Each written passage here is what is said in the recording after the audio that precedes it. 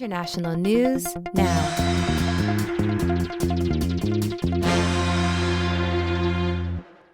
So, Rob, we were talking a little bit before class about the central role that the U.S. war in Iraq in 2003 plays in setting the table, setting the stages for what the Biden administration faces today. And I think we'd like to start, it'd be a good idea to start to give a little bit of historical background on this war. And can you do that for us? What a little background on the war, why did it start, what did the U.S. hope to accomplish, and what were some of its broader political consequences?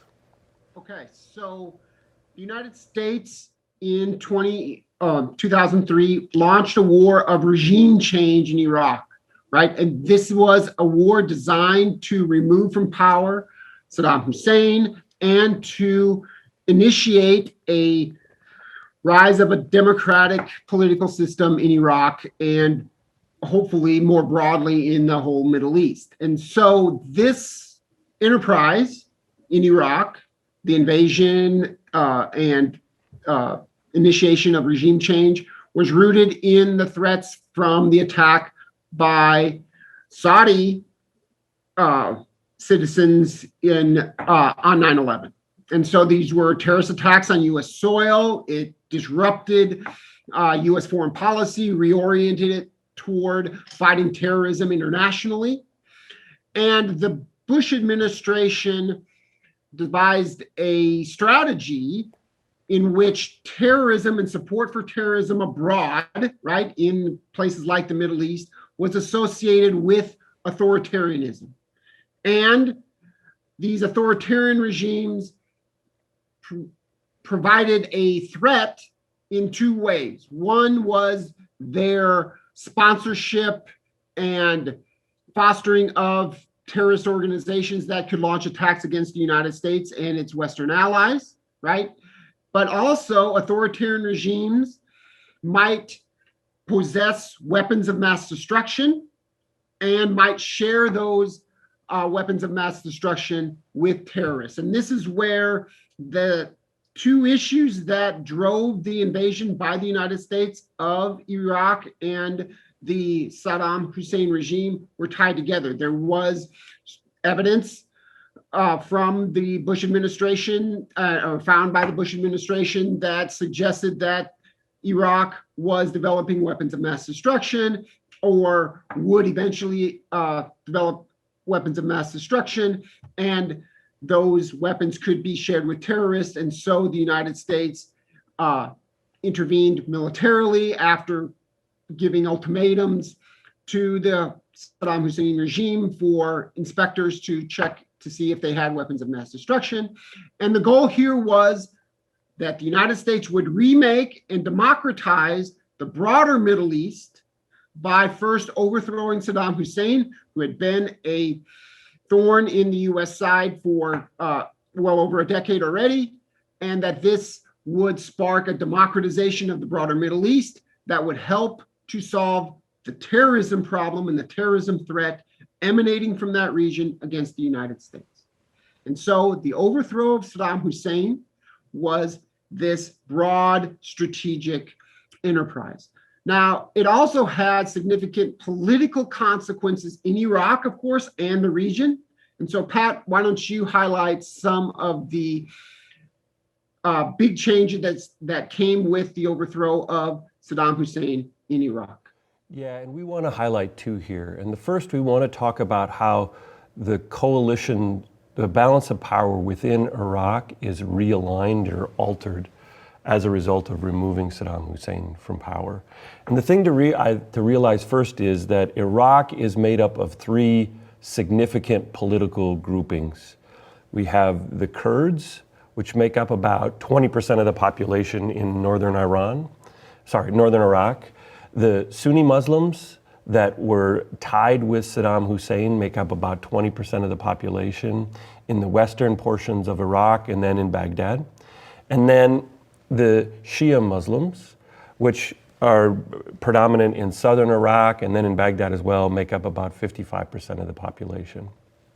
And so Saddam Hussein rules in an authoritarian regime and he relies predominantly on the Sunni minority through the Ba'athist Party, through his political organization.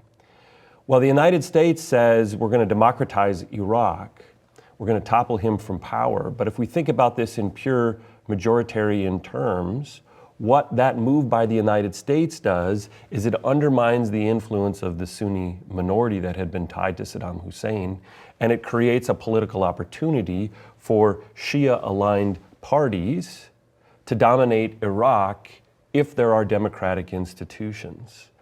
And so what this then does is it alters the groups that are predominant in the Iraqi state. It shifts from Sunni parties to Shia parties and activates a deeper commitment problem that triggers the civil war between these groups in Iraq, really from 2004/2005 up through the period when the US leaves in 2011.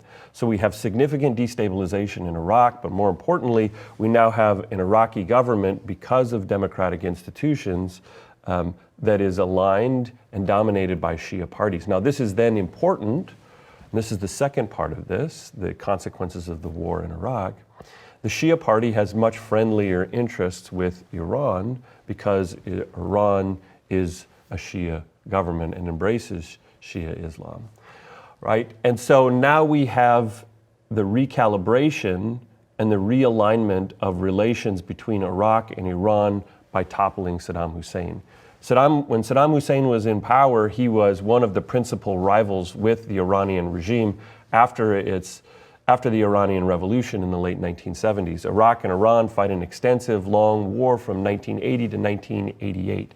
Iraq serves as a counterweight or a balance to growing Iranian influence in the region after the Iranian Revolution. But the US takes Saddam Hussein out, promotes democracy, and as a result, parties, domestic coalitions come into power in Iraq that are more favorable to Iran. And so what happens is Iraqi regime change works to alter the distribution of power in the region in a way that benefits Iran.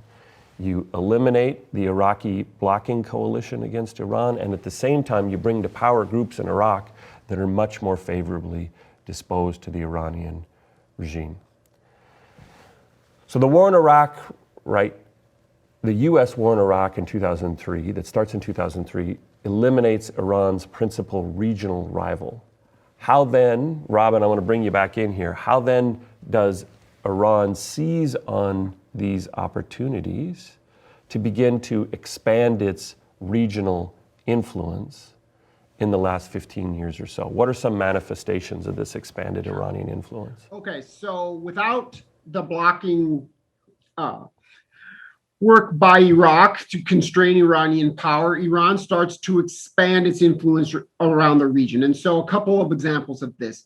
Iran has long had a relationship with Hezbollah in Lebanon, which is seen as a terrorist group by the United States and international organizations, and a close ally to Iran to further Iran's interests in Lebanon, but also in the wider region. And so through that support for groups like Hezbollah in Lebanon, Iran starts to intervene in the wider Middle East.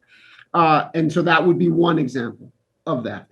A second one, Iran was much freer and more able to help when the Syrian civil war breaks out, to help prop up the Assad government in Syria and prevent it from falling to rebels who were trying to overthrow it. And so those would be two examples, manifestations of growing Iranian influence in the region. And the rise of Iran then has other implications that one has seen over the last decade or so. And one would be that through Hezbollah, through other organizations that Iran sponsors, it has moved physically closer through Syria, in southwest Syria, to Israel, and poses a greater threat to Israel now than it had before because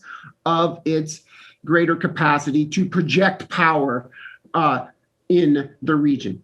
It also has threatened Saudi Arabia by its support for Houthi rebels in Yemen. And there's been a war and a proxy war between Iran and Saudi Arabia in Yemen, in which Iran supports one side, the Houthi rebels, and Saudi Arabia supports the other side.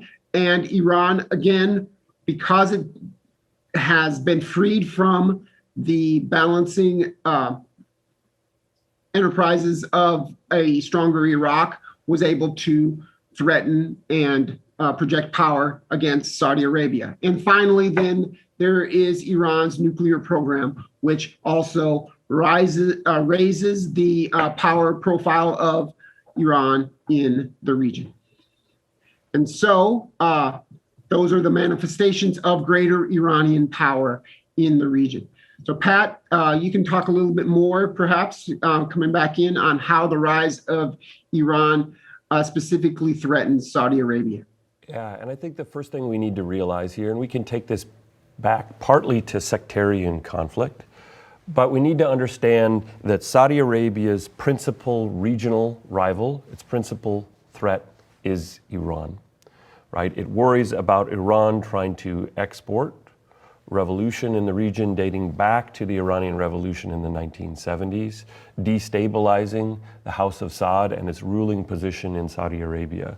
So there has long been this strong antagonism between Iran and Saudi Arabia. And so as a result of the shift in the Middle East post-2003 and the rise of Iran, this is necessarily threatening to Saudi Arabia. And we can see Saudi attempts to counter Iran. Saudi Arabia has moved closer to Israel, and they're talking about potentially an official recognition by the Saudi government of the Israeli state. Never happened before, official recognition, because of their shared interests in countering Iran. There's concern that if Iran acquires nuclear weapons, then Saudi Arabia will have to respond in kind so that it can deter nuclear strikes by Iran against Saudi Arabia. Rob already mentioned that Iran and Saudi Arabia have fought a proxy war in Yemen, in which Saudi Arabia was trying to deny the Iran from having aligned groups in power in Yemen that could then directly threaten Saudi Arabia. And they've also participated fighting this proxy war in Syria, where Iran has backed militia groups throughout Syria that are propping up Assad, that are in a sense burrowing in southwest Syria that could then threaten Israel. And Saudi Arabia has supported financially Syrian rebels that are trying to topple Assad, in part because it's fighting this larger battle against Iran. Okay, so now we've talked about how the U.S. war in Iraq toppled Saddam Hussein, reset the balance of power in the region, helped to facilitate growth in Iranian influence that simultaneously threatened Saudi Arabia. Now we want to talk a little bit about the Syrian civil war and what does it have to do with all this? When did it start? How is it connected to the Iraqi civil war? And how did it create the conditions for the rise of ISIS? I'm going to give the mic back to Rob here to try and help us put these developments in the contemporary Middle East. How does the Syrian civil war fit in all this? So the Syrian civil war is perhaps the most complicated of all of these emerging battlegrounds within the Middle East. And the roots of the civil war in Syria date back to what was known as the Arab Spring. There was a mass uprising against a bunch of Middle Eastern authoritarian states in 2011, including Syria and the Assad regime. And the Assad regime used massive military force to put down those demonstrations that became militarized and a military threat to the Assad regime.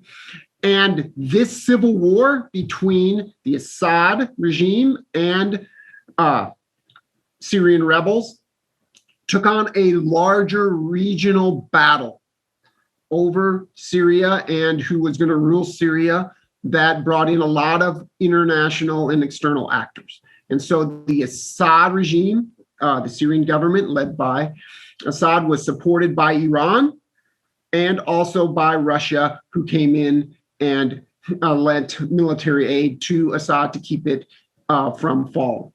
The Syrian rebels on the other side were supported by Saudi Arabia and by Turkey and also by the United States, at least initially. Now, what's really important here and complicating the whole situation is that another international terrorist group that became the centerpiece of the international terrorism sort of threat to the West and to the rest of the world, ISIS, emerged out of the Iraqi civil war that emerged after the US toppled Saddam Hussein, and was sort of funneled through what was initially a terrorist group known as Al-Qaeda in Iraq that eventually became ISIS. And what ISIS did and how it's tied to the Syrian civil war is that ISIS started to do something kind of novel for terrorist groups. It started to take territory, and it exploited the political vacuum, not only in Iraq to seize territory, but also in Syria to seize territory. And so it started to form its own state, if you will, in eastern Syria and western Iraq. That became a real threat to the region, but also to the broader international community. And this threat from ISIS became the central focus of a counter coalition of international actors led by the United States that was focused on defeating ISIS because of its threat of international terrorism. And this counter coalition included not just the United States, but also Russia, Syria, Iran, Iraq, Turkey, Europe. All of these entities, countries, and Europe and the European Union, they all had a common interest in defeating ISIS because ISIS threatened all of them, but they had very different interests in what they wanted Syria to be, right? And so on one side, Russia and Iran wanted a Syria led and governed by the Assad regime, the status quo, more or less, whereas the United States early on wanted to get rid of Assad and replace it with something else. And its allies, in particular, Turkey and the Syrian Kurds, were trying to defeat ISIS, but also were looking to defeat Syria and the Assad government as well. So that's the Syrian civil war and how it played into all of this. So let's kind of take a step back and summarize all of these developments. And I'm going to hand it off to Pat to do that. So let's briefly summarize what we've been talking about so far. First, we kind of began the conversation with the U.S. war in Iraq. This attempt to remake the Middle East through democratic change, topple Saddam Hussein, does topple Saddam Hussein from power, but triggers a civil war in Iraq. This ultimately destabilizes the region and facilitates the rise of Iran, right? And much of the contemporary Middle Eastern politics is now shaped around this pivot about the rise of Iran and which side are governments on. Are governments aligned with Iran, or are they moving away from Iran? We talk about the extended war in Syria, right? So we have the US initially supporting the toppling of Assad, then focuses on the defeat of ISIS. The Trump administration comes under significant criticism when it withdraws. So the US has a strategic position in eastern Syria, about 2,000 special forces troops that are aiding the Syrian Kurds in their fights against ISIS. The Trump administration makes the decision to pull out and reduce the US position there in eastern Syria, withdraw support from the Syrian Kurds. And this becomes highly controversial because US troops on the ground and US support for the Syrian Kurds gave it a seat at the bargaining table in the larger political contest over who's going to rule in Syria and how that's going to shape the balance of power in the Middle East. And so when Trump withdraws, he essentially cedes a much larger role to Turkey in the region, and Turkey has much stronger opposition interests or a much stronger adversarial relationship with the US's former allies in the region, the Syrian Kurds. Okay, so we also had then, moving from the Syrian civil war, we're going to need to talk about the Iran, Saudi Arabia, the bilateral relationship. The United States moves closer to Saudi Arabia under Trump, but it looks like that's not going to be the case under President Biden. They have shared interests. The U.S. clearly has shared interests with Saudi Arabia in countering Iran. However, President Trump and President Biden have very different views about the role that human rights should play in U.S. foreign policy. And this ultimately is going to play a big role, we're going to see shortly, in the relationship between the United States and Saudi Arabia moving forward. And I think I want to just end here by emphasizing that the ground is really shifting in coalitional alignments in the Middle East. I think 30, 40 years ago, it's everyone aligned against Israel, and that's not the case in the region anymore. Instead, what we're seeing at these developments associated with the rise of Iran has created openings for Israel to move closer to a series of Persian Gulf states. It's signed, led, and helped and furthered and propelled along by the Trump administration last year. Israel has moved closer to a series of Persian Gulf states, including United Arab Emirates, Bahrain, to the Abraham Accords, and potentially to Saudi Arabia. And so we're seeing this new alignment, Israel more closely allied with Persian Gulf states, and then Iran's proxies in the region. And that's really the line of split, one that's nested in, do you support or do you oppose Iran's rise? And then the last thing to keep in mind with all of this, and this was initiated under President Obama, and this shaped American policy during the Syrian civil war, and the hesitation on the part of the Obama administration to intervene in the Syrian civil war in 2011, 12, and 13, it's Obama wanted to reorient U.S. grand strategy towards focusing on China, deleveraging the importance of the Middle East in U.S. grand strategy. And that lays in the background all of this too. There's a concern on the part of the Israelis and the concern on the part of the Saudi Arabians, traditional U.S. allies in the region, that the U.S. is just less interested in what's going on in the Middle East than it was 20 years ago because it has to shift to China. And not to add even more nuance to this, but part of the reason for that is that with fracking and increased oil production in the United States, what used to be at the center of a relationship between the United States and Saudi Arabia, oil, is much less so now, right? And so that's also playing into all of this. And so this brings us back up to the present in February 2021. The 2020 election was won by Joe Biden, and the inauguration of Joe Biden has reoriented U.S. foreign policy, particularly in the Middle East, and Biden wants to change U.S. policy toward both Iran and Saudi Arabia, and his administration has been very active along these fronts in the past 2 weeks. And for the remainder of this session, we're going to talk about three important recent developments that sort of signify this shift in U.S. foreign policy in the region. And this is demonstrated, these three developments have demonstrated that the Biden administration wants to reassert the importance of American values, particularly support for human rights and democracy, in its conduct of U.S. foreign policy.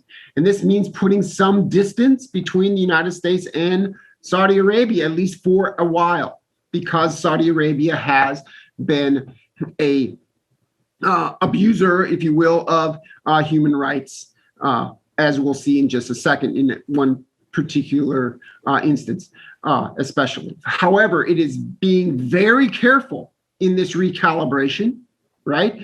Because the U.S. still values and relies on Saudi Arabia as an important strategic partner in the region, particularly in countering the threat posed by Iran. And so Saudi Arabia and the United States share that common adversary in Iran that will continue to unite it. So we're going to begin by talking about U.S.-Saudi relations and how these have been affected by the inauguration of President Biden and his greater emphasis on American values, and the Saudi state-sanctioned killing of dissident and journalist Jamal Khashoggi.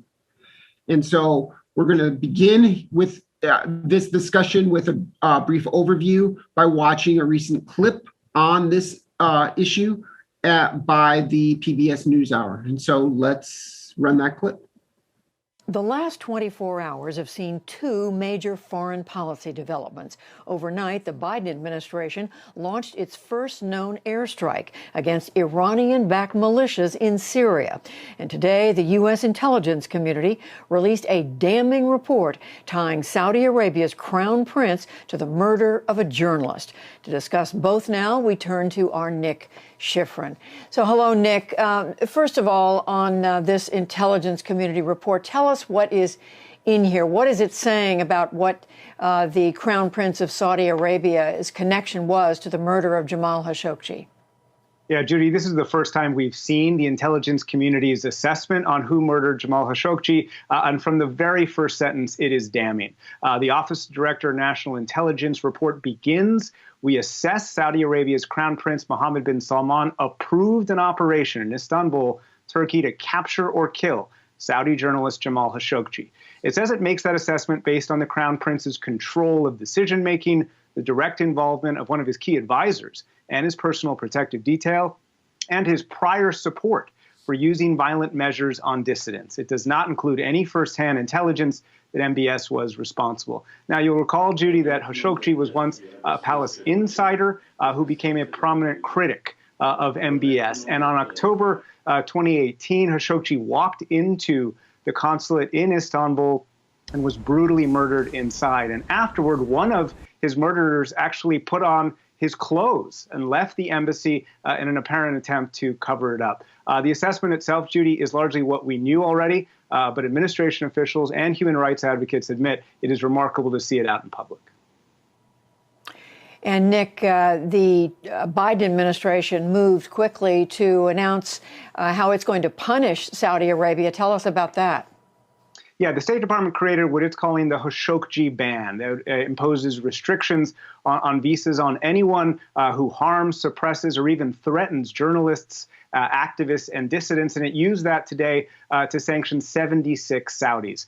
In addition, the Treasury Department sanctioned what it called the ringleader of the murder and MBS's personal protective detail, which was involved in Khashoggi's death. But who is not on the list sanctioned today, Judy, is MBS himself. Senior officials confirmed to me that President Biden decided not to sanction Mohammed bin Salman. And that means that human rights advocates say today's actions is simply not enough. Take a listen to Amrit Singh. She is the director of the Accountability Division at the Open Society Justice Initiative, who brought forward the lawsuit that led to today's release. MBS does not face any sanctions at the current time, nor will he apparently face any in the future. The message that the United States is giving to MBS is that he goes unpunished, even though he's the ringleader for the murder of Jamal Khashoggi. Even though administration officials say it is holding MBS accountable by recalibrating the relationship, not only the release today, but freezing arms sales to Saudi Arabia, ending targeting assistance to the Saudi military, and downgrading MBS so he only speaks to Secretary of Defense Lloyd Austin. Now, today, Secretary Blinken said that the administration was trying to recalibrate but not rupture the relationship. We have significant ongoing interests. We remain committed to the defense of the kingdom.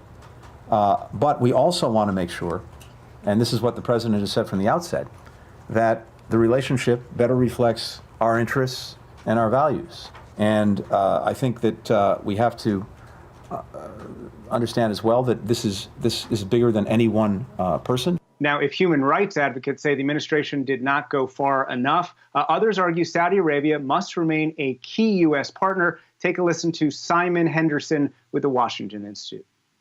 The Biden administration has just recalibrated in a very obvious manner its relationship with Saudi Arabia in general and MBS in particular. But next week, it still has to deal with Saudi Arabia. Saudi Arabia will almost certainly put up MBS as the interlocutor in dealing with Washington. And today, the Saudi government has responded, quote, rejecting the negative, false, and unacceptable assessment in the report pertaining to the kingdom's leadership.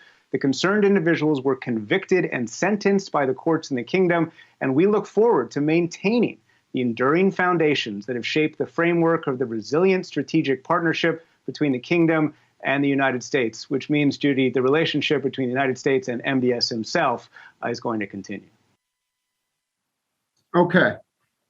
So this is a big deal, right? The Department of National Intelligence, the DNI, declassifies a report that says that the Crown Prince and, the effective ruler of Saudi Arabia, which he's referred to as MBS here, approved the operation in Istanbul to capture and kill Jamal Khashoggi, right? And so this was something that the Biden administration did to signal that it was going to change the way that the United States deals with Saudi Arabia, to recalibrate this relationship and to signal that, unlike the Trump administration, the United States is not going to simply brush this under the rug, not mention it, not go public with what it knows in terms of its own intelligence. And so this is a significant change from the previous administration, this recalibration that emphasizes that a disagreement, a strong one, between the United States and Saudi Arabia over the killing of this dissident journalist that was an American resident. And in the process, the United States is imposing sanctions on multiple Saudi officials, right? So that there is some teeth to this public pronouncement about Saudi Arabia and its infringement on human rights in this case. But it does stop short of imposing sanctions on MBS himself. And this is a huge deal because in one way, the United States is recalibrating its relationship with Saudi Arabia, but on the other hand, it is still not sanctioning the one person it says made the decision on killing this dissident journalist. And so human rights advocates would say that it's sending a very different signal to MBS himself that the United States is still going to allow this kind of behavior to go unpunished. And that is this balancing act that the Biden administration is trying to pull off, right? It wants to reestablish American commitment to upholding human rights in its foreign policy, but it also doesn't want a rupture with a key ally in an important region when it has to work with Saudi Arabia to counter Iran. So can I jump in here, Rob? Yeah, sure. First, on a technical detail about, we've heard us talk a lot about sanctions. What are these? The principal sanctions and why they're so important in the context of U.S. relations with governments and are key governing officials. We've got much smarter sanctions than we did 30 or 40 years ago. The principal one is to deny these individuals access to Western banking institutions. So the U.S. basically says to all banks around the world, if you want to do business with us, which they need to do because the U.S. is the financial center of the world, you can't do business with this official, and so they said that to all these with respect to these officials in Saudi Arabia, but they didn't say not to do business with MBS. This is significant. This is a multi-billionaire, critical in terms of his access and ability to do things around the rest of the world, whether he can access modern banking institutions. And so when you hear the U.S. talking about smart sanctions on individuals, it's generally banking sanctions that deprive them of the ability to move their money outside of their country and participate in economic transactions out of their country.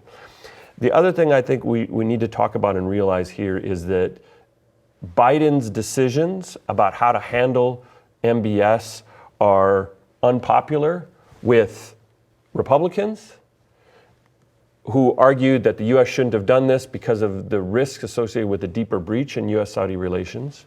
But they're also unpopular with a lot of Democrats who say that Biden didn't go far enough, right? And we saw this in the latter part of the video. And what do they say instead? That Biden had a series of options. He could have sanctioned MBS, but he chose not to. He could have referred MBS to the Justice Department, a Justice Department referral, and charged him with murder because Khashoggi was a U.S. resident at the time. That would have effectively prevented MBS from ever coming to the United States and would have made it impossible for the United States to deal with Saudi Arabia, given that he's likely to be the Saudi leader for decades. The other thing is the administration could have chosen a travel ban and said, you can't come to the United States. Again, that would have made it effectively impossible for the U.S. to interact with Saudi Arabia, given the central role he had in his regime. And so Biden tried to enact a compromise that at the same time really didn't satisfy very many groups. And the compromise is this public shaming and naming of MBS, but at the same time not imposing real penalties on him for his role in the Khashoggi killing. And the argument here, and if you're interested more in this, watch the daily podcast released by the New York Times today, which is Friday, March 5th. It interviews David Sanger and talks more broadly about this. But this was a decision made at the highest levels by Biden. And Sanger's argument is that Biden didn't feel he could have the rupture in the U.S.-Saudi relationship. He believed that if he sanctioned or took harsher measures against MBS, that it would have meant the complete disruption and the complete break between the United States and Saudi Arabia. And again, if MBS is going to be the leader of Saudi Arabia for 30 or 40 years, this would have been the end of the Saudi alliance. And President Biden was unwilling to risk that in this instance. All right, so now, did you want to talk anything? One thing that to just point out here is that this isn't just a U.S.-Saudi Arabia problem. It's going to be coming up in terms of the United States' relationship with China, with Russia, with any sort of authoritarian regime that violates regularly and very publicly human rights. And the United States under Joe Biden, President Biden, is going to face this same trade-off with relationships with all of these authoritarian countries. So why don't we'll shift to talking about the second big event in the Middle East last week. And for the first time in his presidency, Biden ordered the use of military force against an external actor, in this case, an Iranian-aligned militia group in Syria. And these attacks were in retaliation for the attacks by this militia group on U.S. troops and contractors in Western Iraq on February 15th. And so we're going to watch a quick video that overviews these events. Let's run that. It's the first military action by Joe Biden's administration. An airstrike targeting Iran-backed militias in Syria was carried out by the U.S. on Thursday. The attack destroyed multiple facilities located at a border control point used by a number of Iranian-backed militant groups. We're confident in the target that we went after. We know what we hit, and we're confident that that target was being used by the same Shia militia that conducted the strikes. The US did not confirm any casualties, but the UK-based group Syrian Observatory for Human Rights said the strikes had killed at least 17 pro-Iranian fighters. The military action came in response to strikes against the US and coalition troops in Iraq, including a rocket attack in Erbil, which saw one contractor killed and several injured earlier this month. The Pentagon said it was a proportionate military response that was taken together with diplomatic measures, including consulting coalition partners. President Biden will act to protect American and coalition personnel. At the same time, we have acted in a deliberate manner that aims to de-escalate the overall situation in both eastern Syria and Iraq. The strikes appear to be limited in scope, potentially lowering the risk of escalation. The US is holding off on striking targets in Iraq as the government in Baghdad holds its own investigation into the attacks on its soil. All right, so let's put these strikes in a little bit of context relative to the prior administration and then the Obama administration. So President Trump was hesitant to use U.S. military force to respond to situations like this. The number of attacks, the number of U.S. military responses fell during his presidency. And so it's significant that a little over a month in, we have the first U.S. use of military force to respond to attacks against its interests in the region. So this could signal a larger shift in U.S. foreign policy. It was cast as essentially defensive and retaliatory in nature because the militias struck first against American interests. The administration has been very intentional here in trying to calibrate its response, a response in which it wants to penalize and send a signal to the militia groups and to Iran that if they attack U.S. interests, the U.S. will respond in kind. At the same time, and publicly it was communicated that the United States viewed this as a proportional response. They were trying to, from what I've heard, they were trying to effectively count the number of individuals to make sure that they were striking the right militia, and they were trying to limit the strikes on the number of individuals there, so it was viewed as a proportional response. The U.S. is doing this to signal to Iran that it doesn't want it to support these groups in Syria, but at the same time, the U.S. doesn't want to escalate the situation with Syria so that it so that it doesn't escalate the situation with Iran so it spins out of control.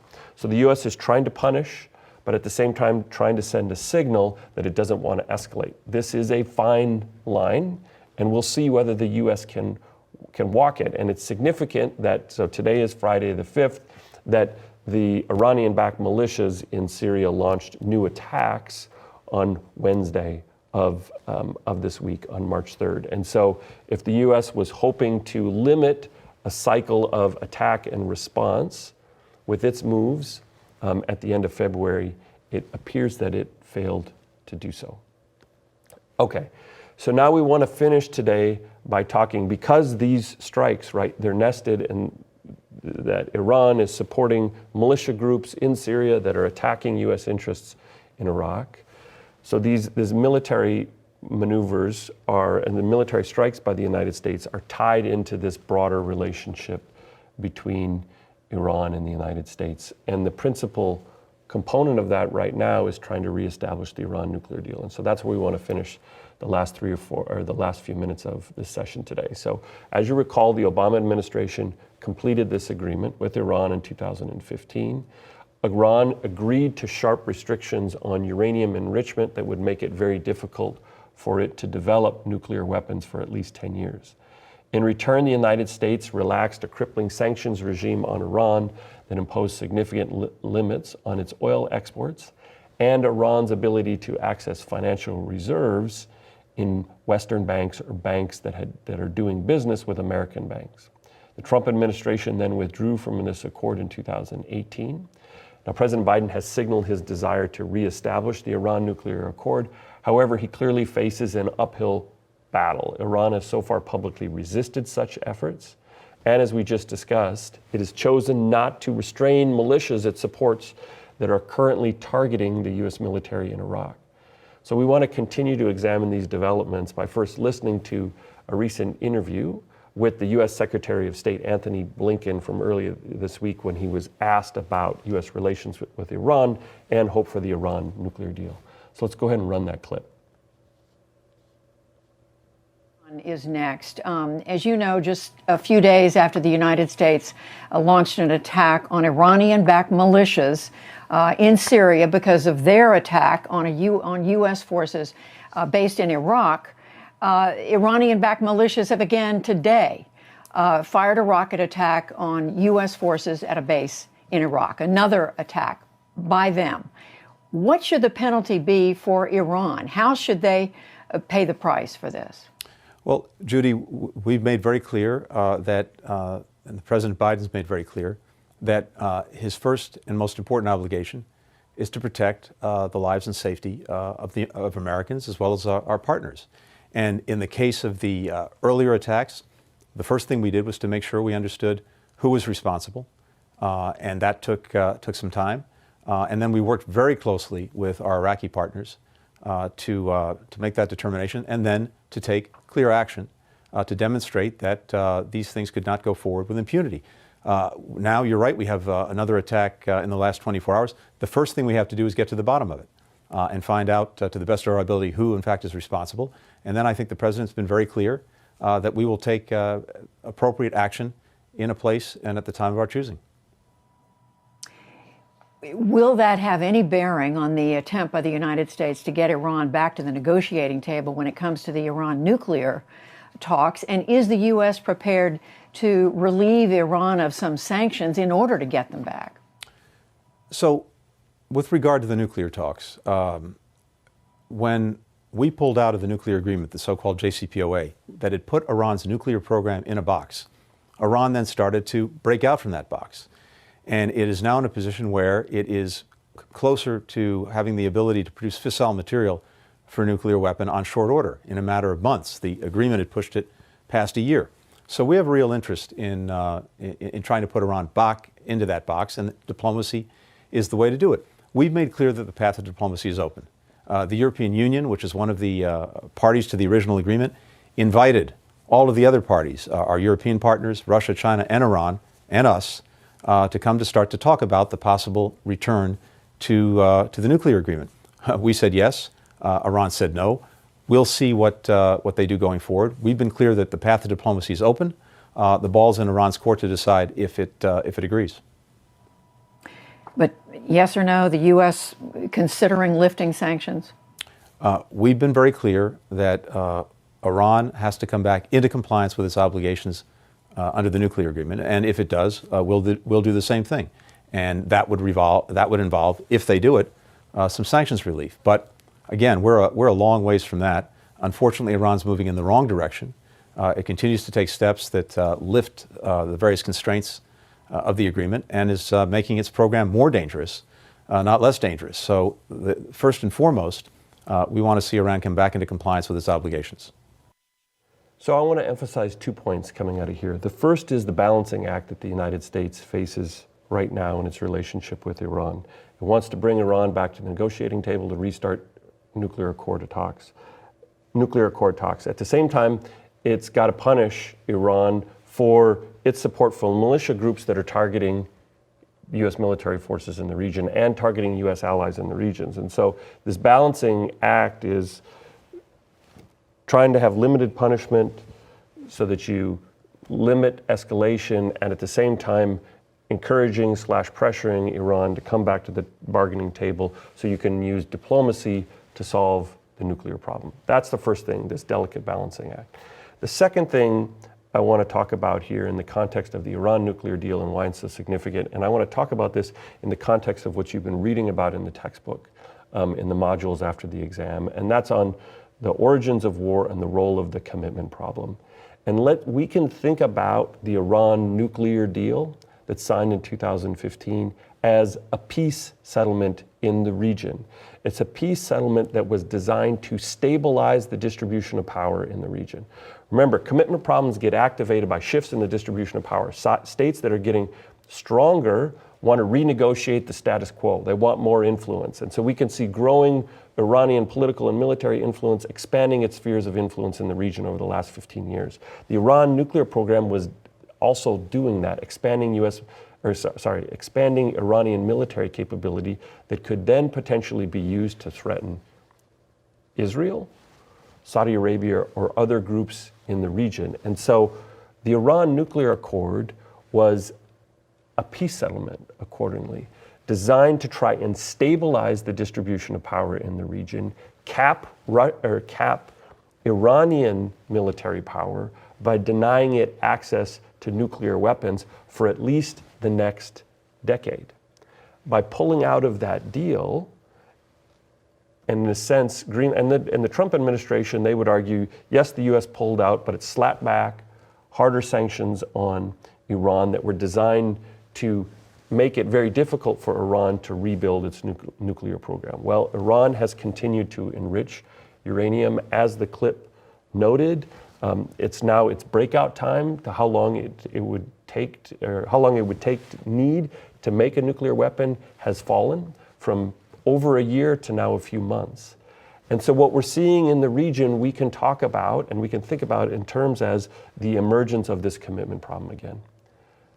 Iranian military and political influence is growing, and everybody else, its adversaries in the region, principally Israel, Saudi Arabia, and the United States, are worried that it's going to try and rewrite the political status quo in the region. We can think about it rewriting the political status quo in the region as carving out spheres of influence where it has allies in Lebanon, in Yemen, in Syria that are designed to threaten US, Israeli, and Saudi interests.